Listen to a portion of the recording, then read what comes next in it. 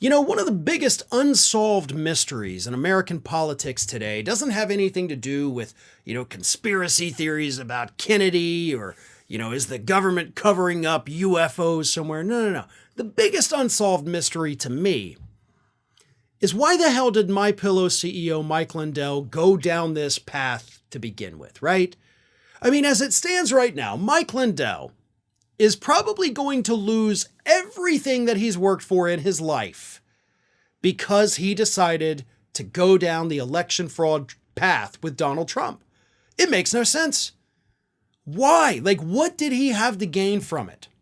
And I'm bringing this up because I recently got a question from a viewer, Vic Campbell 8131, who asked, why do you think Mike Lindell went all in for Trump in the big lie? Did Lindell expect something from Trump in return? And I wanted to talk about this question because I actually don't have an answer for it.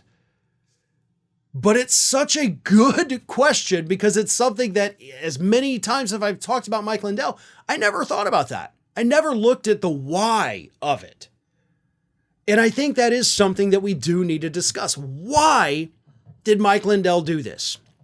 Now, we know when Donald Trump was in the White House in his, first couple years, he did a little thing in the Rose Garden where he was talking about businesses in the United States and business owners and blah, blah, blah, blah, blah, blah, blah. One of the people he brought in was MyPillow CEO Mike Lindell. Everybody had seen Mike Lindell from those MyPillow commercials and, it's factory made right here in Minnesota. And it was like, oh, okay, that guy from the commercials is at the White House. That's interesting, right? We didn't expect that.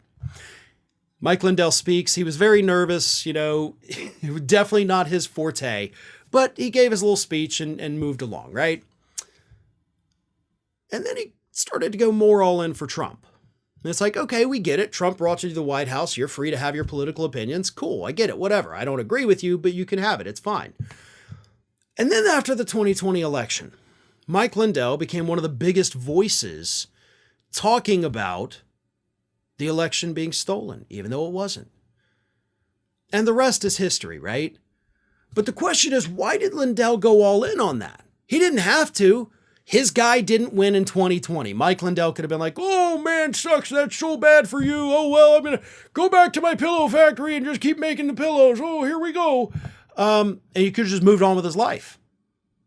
And he wouldn't have been kicked out of all of the big box stores, and he still would have a profitable company instead of one that is hemorrhaging money left and right to the point where he actually had to auction off pieces of his own factory.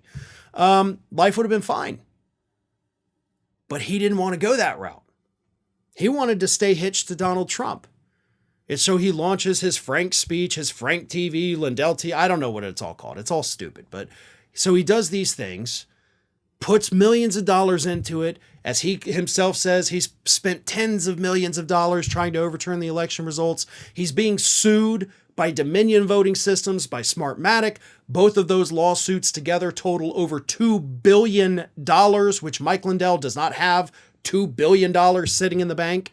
And if he loses those, he could lose the company itself. All of it gone. Everything that this man built after he turned his life around, gone. And there seems to be no explanation as to why he decided to do it, especially considering the fact that he didn't have to do it. Was he hoping that if he overturned the election and Trump went back to the White House, that he'd get a cabinet position? I don't know. He doesn't seem like the kind of guy that would be interested in that. I mean, so what is it? Again, that was the question asked. Why did he do it? And I don't have an answer. I wish I did. I would love to know, because I don't buy Lindell's excuse that, well, I'm trying to protect the country. No, you got to have a bigger motive than that. And that's something that I'm going to keep an eye on, because I want an answer to that, and I want to be able to provide you with an answer for that. And it may take a bit, but eventually we're going to figure that one out together. Hey everyone, this is Aspen. And did you know that for the low cost of $0 per day, you can subscribe to the Fair and Balanced YouTube channel. We also encourage you to like, comment, and share. But again, click that subscribe button and help Aspen not be so grumpy.